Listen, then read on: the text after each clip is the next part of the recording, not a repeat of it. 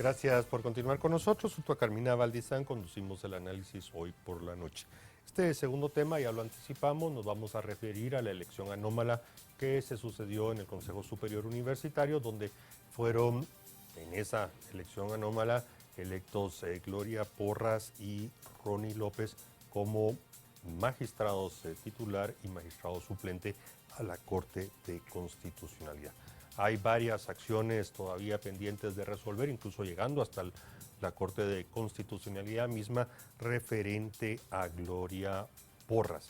Así que sobre este tema vamos a hablar. Tenemos dos invitados. Le doy la bienvenida a Estuardo Ralón y a Conrado Reyes, ambos especialistas en jurisprudencia constitucional. Buenas noches, bienvenidos. Muy buenas noches, un verdadero gusto, Mariano y Carmina, y saludos, licenciado Reyes.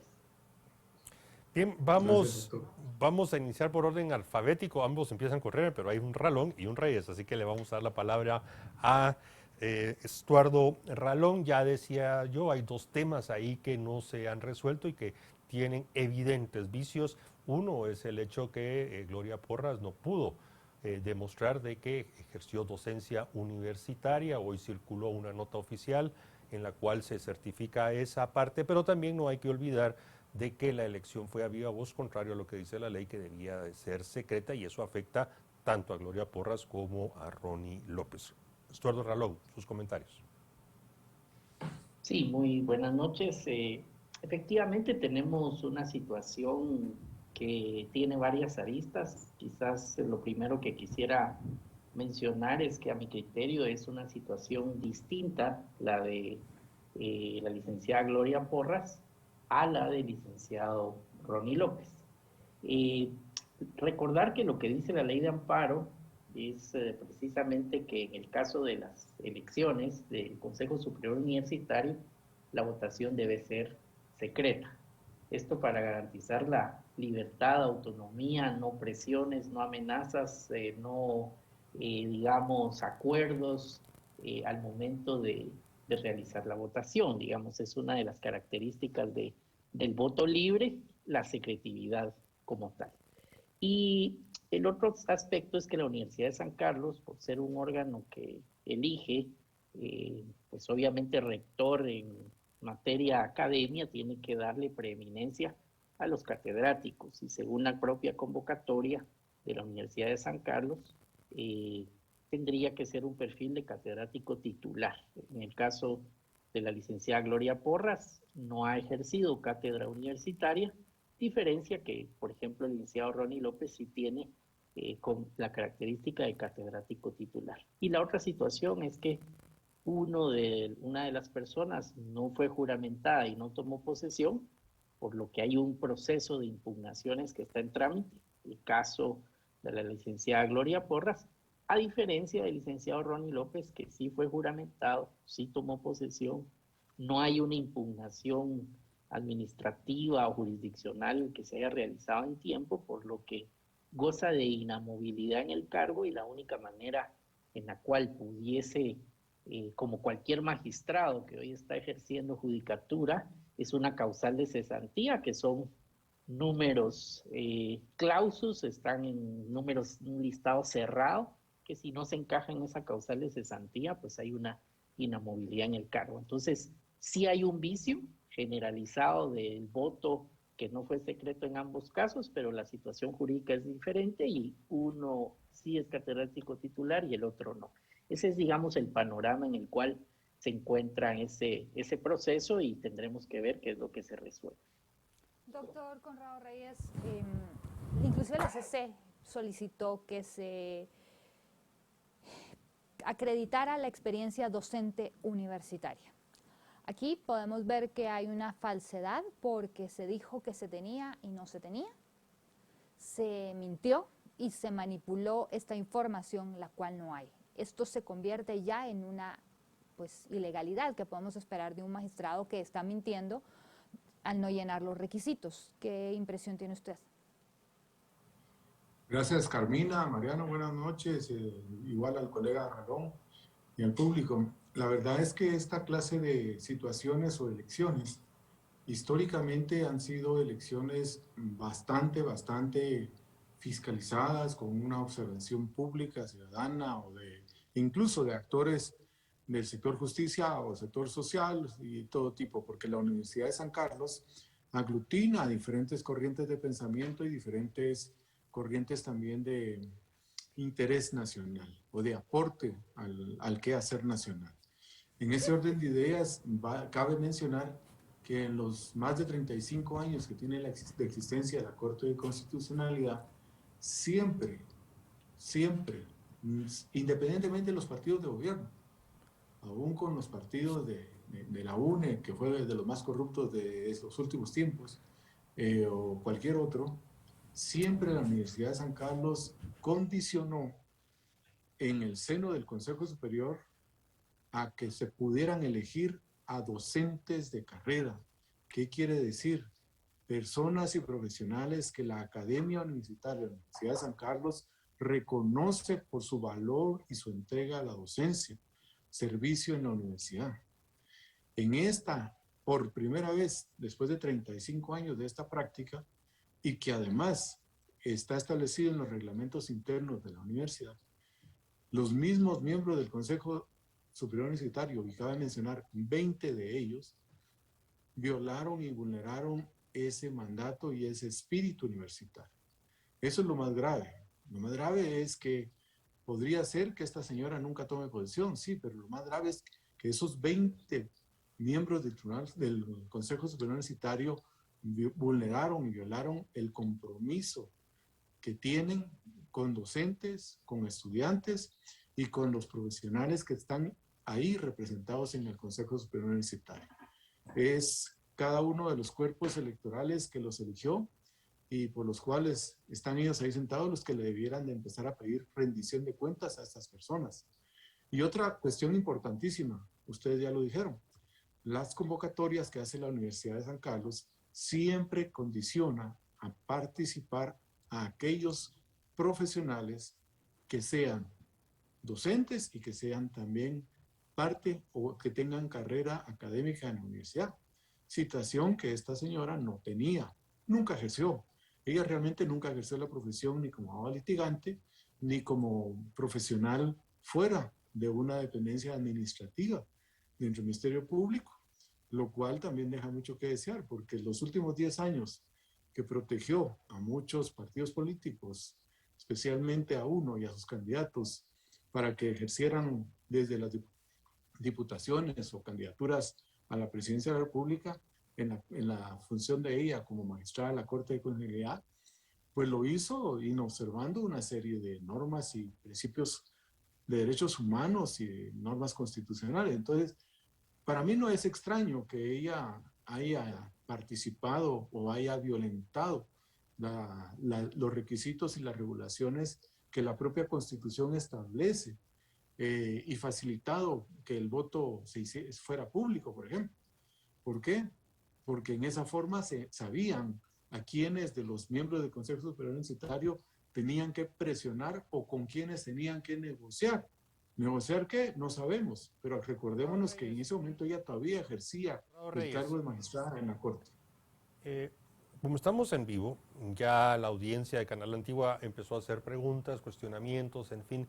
Y una pregunta que destaca y que se la quiero trasladar a usted es que si este requisito de la docencia universitaria es único para el Consejo Superior Universitario o se extiende a los otros postulantes, recordando que ella ya había participado, había sido magistrada en la Corte de Constitucionalidad por otros de los postulantes. Entonces la pregunta concreta es si esto del requisito de docencia universitaria específico es solo para el Consejo Superior Universitario. Definitivamente, Mariano y público, ese es un requisito exclusivamente para los magistrados titulares y suplentes que el Consejo Superior Universitario de la Universidad de San Carlos de Guatemala elige. Y data esto desde el espíritu de la Constitución del 85 de la Asamblea Constituyente, se estableció que la academia tenía posibilidad y derecho de participar en la construcción de la justicia constitucional y por eso se les privilegió a la Universidad de San Carlos y a ninguna otra universidad con nombrar vía elección en Consejo Superior Universitario a un titular y a un suplente. Y siempre, insisto, en los 35 años de vida de la Corte, siempre el Consejo Superior Universitario ha elegido a un docente universitario. Licenciado Ralón, esto es grave porque indica que se manipuló totalmente la elección de esta magistrada. Pues no cumplía con los requisitos, el proceso fue cuestionado, esto es un tema que se dijo cuando se estaba llevando a cabo y en ese momento nadie encontró nada. ¿Por qué la universidad no certificó lo conducente? ¿Por qué no? En su momento, pues, o sea, ahora lo están haciendo, pero en el momento de la elección, porque esto nos tiene retrasados a todos en un impasse y personas diciendo que esto es un tema político, cuando la política ha sido precisamente manipular para que llegue una magistrada que no tiene las calificaciones que se piden para ese cargo. Efectivamente fue un proceso cuestionado. Hay que recordar que cuando se toma la decisión de la elección con el voto público, al día siguiente, quien fungía como rector, porque recordemos que en el ínterin, antes de la votación, hubo órdenes de captura que se generaron contra el rector de la Universidad de San Carlos, contra un exrector de la Universidad de San Carlos, y entonces el ambiente era un ambiente bastante tenso, presionado, y normalmente cuando, digamos, se finaliza el procedimiento administrativo de elección, por ley, hay un plazo para poder presentar algún tipo de impugnación. Pues sin que se venciera ese plazo para presentar impugnación, al día siguiente el rector en funciones estaba entregando al Congreso de la República el nombre de las dos personas que ellos habían electo bajo este procedimiento que incumplió con estos dos aspectos, dándolo como finalizado cuando no había vencido ningún recurso, ningún plazo para un recurso administrativo. Y en esos recursos administrativos todavía hay que recordar que fueron rechazados in limine, varios de ellos presentados por catedráticos titulares universitarios, pedándoles su derecho de defensa, y tuvieron que corregírsele la plana al Consejo Superior por jueces constitucionales, recordándoles pues que había un plazo para impugnar, que había un derecho que tenían las personas de presentar los recursos, y se vieron obligados a tramitar los recursos, digamos, bajo una orden judicial constitucional, pero fue, digamos, en claro incumplimiento de plazos, de procedimientos administrativos. Y también hay que recordar que hay denuncias que terceras personas presentaron contra varias personas de ese Consejo Superior que están en investigación precisamente por irregularidades denunciadas, por estas situaciones, y que hasta el momento no sabemos cuál es el curso de esas investigaciones, pero fue un proceso totalmente accidentado, irregular, con vulneraciones procedimentales de derecho de defensa, tuvieron que haber correcciones judiciales, hay denuncias de carácter penal, hubo órdenes de captura previo a la votación, y por lo tanto diríamos que fue un proceso que está lleno de una serie de situaciones, algunas que pueden ser corregidas por el máximo tribunal constitucional y algunas otras que tendrán que ser las investigaciones de índole penal en el respeto del derecho de defensa y debido proceso, pero que es bueno que se ventilen para precisamente que no se vuelvan a realizar estos errores en un futuro. Estuardo Ralón, desde la semana pasada hay una presión muy fuerte sobre el Congreso de la República por parte de algunas de las partes interesadas, solicitando de que en la sesión plenaria del Congreso de la República más cercana que se lleve a cabo, de hecho había una prevista para mañana jueves, pero que ya no se va a realizar, se supone que el próximo martes habrá, debería de ponerse en agenda la juramentación de la señora Gloria Porras.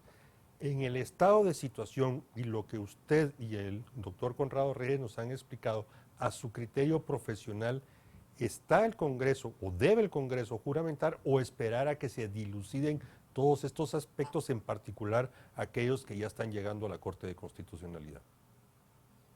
Y mi opinión personal, profesional, es que el Congreso estaría imposibilitado de juramentar, porque existe una norma en la ley de amparo que indica que hasta que sean resueltas todas las impugnaciones del órgano designante que eligió, que en este caso hay elección solo en la Universidad de San Carlos y en el Colegio de Abogados, porque los otros designantes no tienen proceso de elección, hasta que no sean resueltas las impugnaciones no se puede proceder a juramentar y tomar posesión. En este momento se sabe, digamos, porque los medios lo han reportado, que hay impugnaciones ante el rechazo de las impugnaciones administrativas, hay impugnaciones que pasaron al ámbito jurisdiccional ante tribunales de lo contencioso administrativo, y la misma Corte de Constitucionalidad ha recibido acciones de amparo sobre las cuales ha rendido informes. El término impugnaciones que dice la ley es un término amplio en el sentido de que impugnaciones es cualquier controversia, cualquier reclamo. La impugnación puede ser administrativa, puede ser jurisdiccional o puede ser una acción constitucional. Por lo que en tanto hayan impugnaciones habría imposibilidad de juramentar y de dar posesión. Esa es mi opinión personal.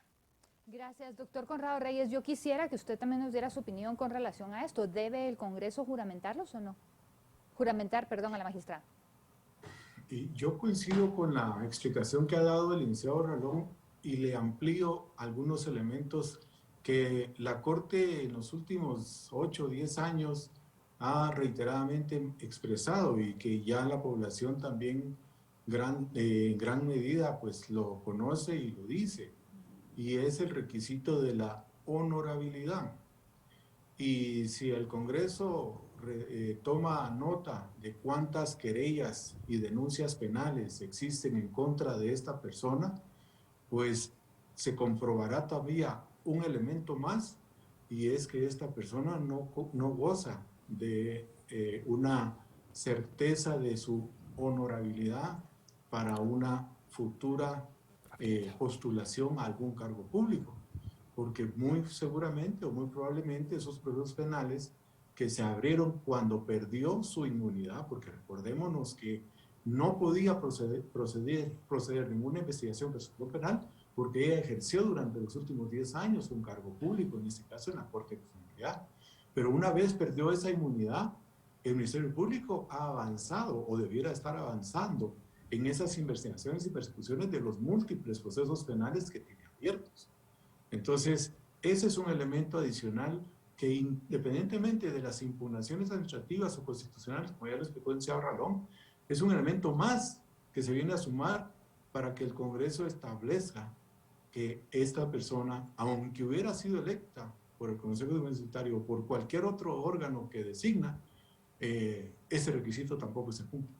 Conrado Reyes, quiero plantearle también una pregunta que ya le realizamos a Estuardo Ralón, y es en el sentido de las consecuencias de acciones que pueda resolver la Corte de Constitucionalidad en relación a la elección que llevó a cabo, elección anómala, le digo yo, el Consejo Superior Universitario. Si y comprendiendo de que ya el magistrado suplente Ronnie López ya está en el ejercicio de sus funciones, ya fue juramentado, está trabajando, pero si se incumplió algo que está establecido en la ley de amparo, pudiera tener alguna consecuencia sobre el magistrado suplente, dado que en ambos casos las elecciones no se realizaron en secreto, sino se realizaron a viva voz.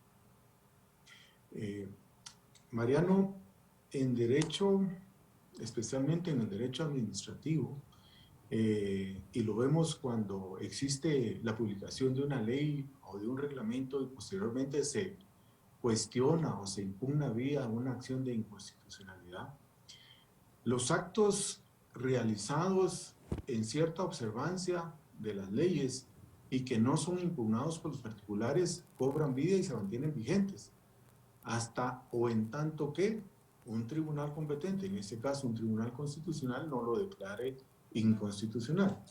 Hago esta aclaración porque ya lo había explicado también el colega Ralón. no hay ni había hasta su juramentación y toma de posesión ninguna impugnación en cuanto a la elección del licenciado Ronnie López. Uno. Dos, esta persona sí llena los requisitos que el propio Consejo Superior Universitario y la práctica de elección de magistrados en el Consejo Superior Universitario realizó. Y tres, esta persona no tiene ningún proceso penal que pudiera descubrirse o entablarse o pensarse que existe y que posiblemente nadie sabía, y por eso no se había cuestionado alguno de los requisitos, en este caso la idoneidad o la honradez o cualquier otro requisito del artículo 113 constitucional. Y por último, sí aclaro que cada una de las elecciones, tanto la de la señora Porras como el licenciado López, son independientes. El Consejo Superior Universitario, si bien es cierto, se reunió y votó en una sesión, primero votó por titular y posteriormente votó por los suplentes o por los candidatos a suplentes. Entonces, la suerte o el ritmo de las impugnaciones o resolución de las impugnaciones que lleve el nombramiento de la titular no le afecta en nada al nombramiento del suplente que ya está en el ejercicio del cargo.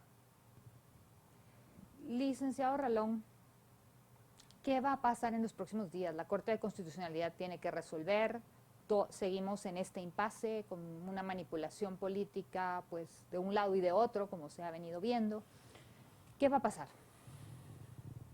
Yo me atrevería a pensar que vamos a conocer por los plazos legales y lo que en los medios se ha dicho de los informes que se han pedido, vamos a tener algún pronunciamiento de la sala contenciosa donde se está tramitando alguna de los procesos, digamos, de impugnaciones jurisdiccionales, en el caso de la magistrada Gloria Porras, y muy probablemente esa discusión llegue a la Corte de Constitucionalidad y también tengamos próximamente un pronunciamiento de la Corte de Constitucionalidad, ya sea por alguna acción que devenga contra la resolución de un tribunal contencioso o que se pronuncie de los mismos amparos directos que ha recibido.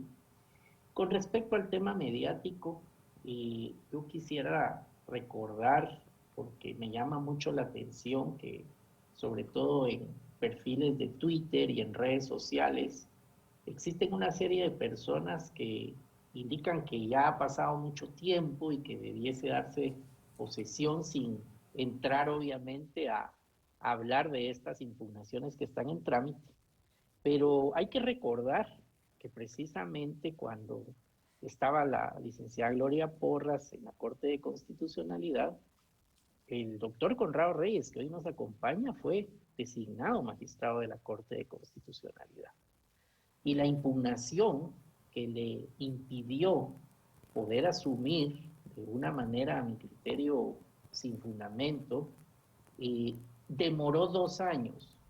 Es decir, aquí las impugnaciones van del 14 de abril, no hemos llegado al 14 de agosto, se percibe que ya pueden haber algunas resoluciones y muchas de las personas que reclaman que hay demora, que hay mucho tiempo, pues guardaron un silencio cuando la impugnación era otra persona, cuando se demoraron 2 años y ahí no se decía absolutamente nada. Entonces, digamos, parte de lo que hay que mantener acá es que pues, la ley es para aplicárseles, se aplica a todos los ciudadanos, todos estamos sometidos a la ley, gobernantes, gobernados, y aquí hay normas expresas claras, hay plazos claros, y lo que yo espero es que las resoluciones que vengan sean debidamente fundamentadas y muy amplias en el razonamiento, tanto de los plazos como de los requisitos constitucionales que se pide a los órganos designantes para asumir al Tribunal Constitucional.